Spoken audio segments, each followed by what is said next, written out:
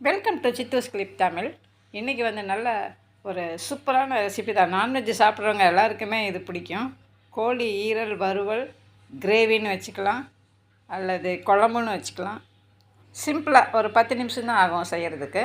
ஒரு 1/4 கிலோ ஈரல், 1/4 கிலோ நான் ஒரு 300 கிராம் ஈரல் வாங்கிட்டு வந்திருக்கேன். அதை நல்லா நீட் பண்ணிவிட்டு கொஞ்சமாக மேலே எலுமிச்சம் சாறு புழிஞ்சு விட்டு கொஞ்சம் தூள் உப்பு கொஞ்சம் போட்டு கொஞ்சம் நேரம் நல்லா குளிக்க விட்டு அப்படியே வச்சுருங்க. அது அப்படியே ஓடிட்டுருக்கணும். இந்த எலுமிச்சம்பழ சாறு வந்து டேஸ்ட்டு நல்லாயிருக்கும், இந்த ஒரு வாசனையும் நல்லாயிருக்கும் ஈரல் கிரேவிக்கு. அதனால அது மாதிரி பண்ணி நல்லா அப்படி மேக்னேட் பண்ணி தனியாக வச்சுருங்க. அது அப்படியே இருக்கட்டும். இப்போ அடுப்பில் ஒரு கடாயை வச்சுக்கிறேன். கடாய் நல்லா சூடானதுக்கப்புறம் ஒரு குழிக்கரண்டி எண்ணெய் ஊற்றிக்கலாம். நல்லெண்ணெயாக இருந்தால் நல்லாயிருக்கும். இல்லாத பட்சத்தில் நம்ம சமையல் எண்ணெய் ஊற்றிக்கலாம், ஒன்றும் பிரச்சனை இல்லை. அதில் ஒரு 1/4 டீஸ்பூன் சோம்பு, ஒரு பிரியாணி இலை, கறி இலை, அதை ரெண்டாக இப்படி கட் பண்ணி போட்டோம்னா கொஞ்சம் நல்லா வாசனையாக இருக்கும். பெருசாக நீட்டிட்டு இல்லாமல் இருக்கும். ஒரு பட்டை, ஒரு ஏலக்காய், ஒரு 3 கிராம்பு போட்டுட்டு நல்லா அதை பொரியணும். நல்லா அந்த கிராம்பு வெடித்து வர்ற அந்த டைமில் நம்ம வெங்காயம் போட்டணும். 2 பெரிய வெங்காயம் நல்லா பொடியாக, எந்த அளவுக்கு பொடியாக நறுக்க முடியுமோ அந்த அளவுக்கு நறுக்கி அதை சேர்த்துக்கணும். வெங்காயம் நல்லா கண்ணாடி பதம் வந்து நல்லா வதங்கணும். நம்ம சாப்பிடும்போது வெங்காயம் நம்ம வாயில் தட்டுப்படவே கூடாது. அப்படி வெங்காயம் வதங்கணும். கொஞ்சமாக உப்பு அதில் சேர்த்துக்கிட்டு அதுக்கப்புறம் வதக்குங்க, சரியாக இருக்கும். வதங்கணும் சீக்கிரமாக. கொஞ்சமாக கருவேப்பிலை, மல்லித்தலையெல்லாம் போட்டுக்கிறேன். போட்டுட்டு நல்லா வதக்கிடணும். இந்த அளவுக்கு வதங்கினதுக்கப்புறம் இஞ்சி பூண்டு பேஸ்ட்டு கொஞ்சம் ஒரு 1.5 ஸ்பூன் கூட போடலாம். போட்டு நல்லா இந்த ஈரலுக்கு வந்து நல்லா இஞ்சி பூண்டு வந்து நிறையா வச்சா தான் நல்லாயிருக்கும். வெங்காயம், இஞ்சி பூண்டு இதுதான் வந்து ஈரல் வறுவலுக்கு சூப்பராக இருக்கும். இப்போது வெங்காயம் இந்த அளவுக்கு வதங்கினதுக்கப்புறம் மஞ்சத்தூள் 1 சிட்டிகை, மிளகாய்த்தூள் நம்மளுக்கு எவ்வளோ காரம் வேணுமோ அந்த அளவுக்கு மிளகாய்த்தூள் போட்டுக்கலாம். நான் 1 டீஸ்பூன் போட்டிருக்கேன். கரம் மசாலா ஒரு 1/4 டீஸ்பூன். நம்ம குழம்பு மிளகாய்த்தூள், வீட்டில் குழம்பு மிளகாய்த்தூள் அரைச்சி வச்சுருக்கோம்ல, அதில் 1 டீஸ்பூன் போட்டுட்டு இந்த வெங்காயத்தோடு இந்த மசாலாக்களையும் சேர்த்து நல்லா அந்த எண்ணெயில் ஒரு தடவை நல்லா இந்த மாதிரி வதக்கி விட்டுடலாம். இந்த மசாலா பொடிகள்லாம் வந்து எண்ணெயில் வதங்கும் போது நல்ல வாசனையாக இருக்கும். அதுக்காகவே இந்த மாதிரி எண்ணெயில் ஒரு தடவை நல்லா வதக்கிடலாம். வதக்கினதுக்கப்புறம் நம்ம எலுமிச்சம் சாறு உப்பெல்லாம் போட்டு வச்சுருக்கோம்ல, அந்த ஈரல் எடுத்து இதில் சேர்த்துக்கலாம்.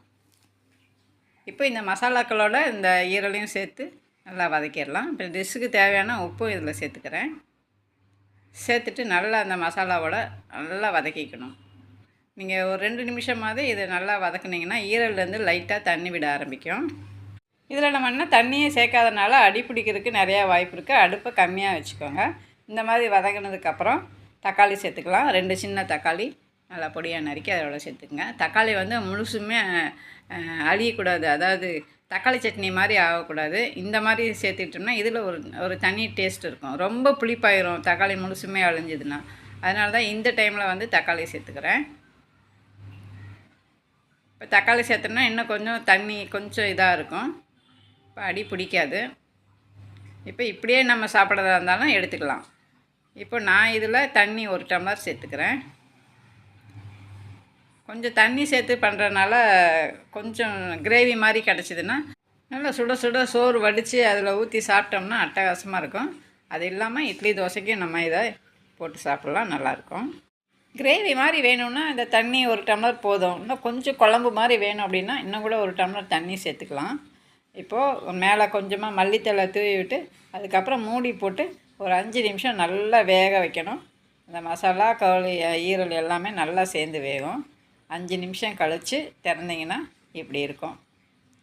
நல்லா எண்ணெய் பிரிஞ்சு வந்து நல்லா வெந்து நல்ல ஒரு வாசனையாக இருக்கும். மல்லித்தலையெல்லாம் தூவி இருக்கும்ல, இந்த டைமில் 1 டீஸ்பூன் நெய் இருந்தால் மேலே ஊற்றலாம். இன்னும் நல்லா டேஸ்ட்டாக இருக்கும், ரிச்சாக இருக்கும்.